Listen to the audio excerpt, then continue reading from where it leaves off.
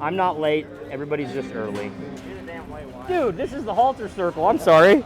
I just sit here, though, so I can talk to all the bronc riders. I got a Sharpie. I always keep that around for when your girlfriend needs my signature. This is the trick. Boom. Get them real nice and tight in there. Awesome. It's going to be a great night. You can't beat it. Let's go.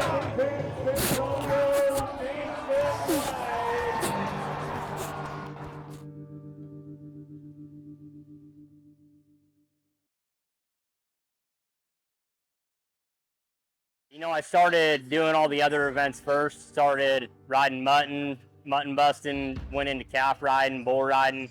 You know, first wanted to be a bull rider, so did that whole deal for a long time.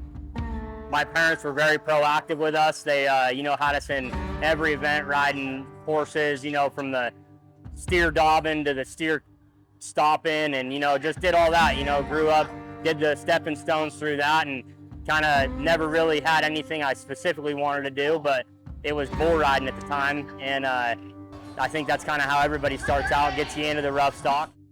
Bucking horses, they came around when I was about 13 years old. My brother, he was a freshman, and he was gonna, you know, go for the Rookie of the Year in the high school association. Parents, we kind of run across the guy, Mario Choo-Choo's his name. He is an old bareback rider from out by me, and you know, he kind of got us in, getting on the bucking machine, getting on some, you know, little practice horses, and, you know, it was about Grant at that time, my brother, and whatever he's going to do, you know, I'm going to try to do it better than him. It was the big rivalry. It was the big, I'm going to be better than you at this, and we always kind of butt heads that way and, you know, thrived off of each other, and that's kind of how I got into it, you know, just started getting on bucking horses and didn't really have much of an idea, just was getting thrashed around pretty good, and it took me a while to kind of figure out, you know, really the physics of it and just getting that wind blindness past you. And then all of a sudden, you know, one day it clicked and I just started spurring them. And, you know, it was just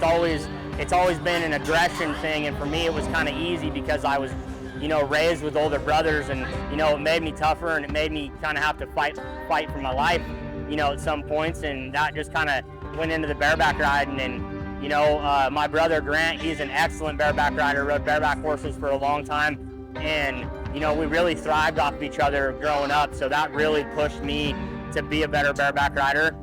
And then, you know, I just staying with those stepping stones, I just went from the high school rodeo to, I had a full ride scholarship to go to Carthage, Texas, Panola County, and, you know, really lucked out with the coach over there, Jeff Collins, and, you know, he made me a better bareback rider and a better person for sure. And, you know, just kept doing the college rodeos down to, you know, every single amateur rodeo I could go to, every single one of them that wasn't over a college rodeo, and just started thriving in the bareback life, you know, down there in Carthage, and went to the college finals, ended up winning the college finals my junior year of college, and at the same time I was pro rodeoing, and, you know, it just kind of made it easy. I was getting on, you know, it just seemed like I was always practicing, you know, getting on a bucking horse here or bucking horse there, and pretty soon, you know, I was having a lot of pressure from a lot of guys saying, hey man, you need to buy your card and go for that Resistol Rookie, the Rookie of the Year. You know, that race is, you know, it's definitely going to be something you can get into. So, you know, I didn't want to listen to him at first, and I won about 10 grand on my permit my second year. And I said, all right, you know, I'll give it a go. So I kind of started a little bit behind, and, you know, had a really good 4th of July run that year, had a really good summer, and, you know, just kept going, kept that momentum going. And I ended up winning the, you know, Resistol Rookie of the Year, and it just boosted my career. It's not something easy. It doesn't come by easy. And, you know, I'm very grateful for everything Resistol has done for me and helped me with. Like I say, I live it every day, and I feel like I've lived it since I was a kid, you know, just being a cowboy, being tough, and pull up a chair, get that mustache right. Yeah. Oh, filthy, brother. I've just been trying to tell him all week, you know, you got to learn how to ride those airplanes. He's not a big airplane guy, but we'll get him past that. But honestly, this kid, he does everything a bareback rider does that's going to do it good. You know, he doesn't let stuff get in his way. he just rides each horse for what they are, and he keeps his chin down, and that's a big part of bareback riding, and, you know, that's all a guy can do. There's only one, you know, buckle that says Resistol Rookie of the Year, and, you know, that was one of the coolest things was that year that I won it.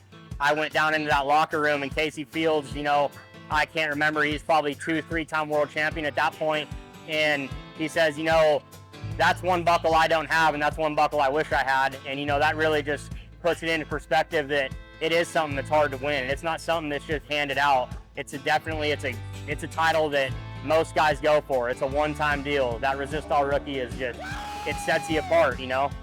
I'm Wyatt Denny, 2015 Resistol Rookie of the Year, and I live it every day. We live it every day.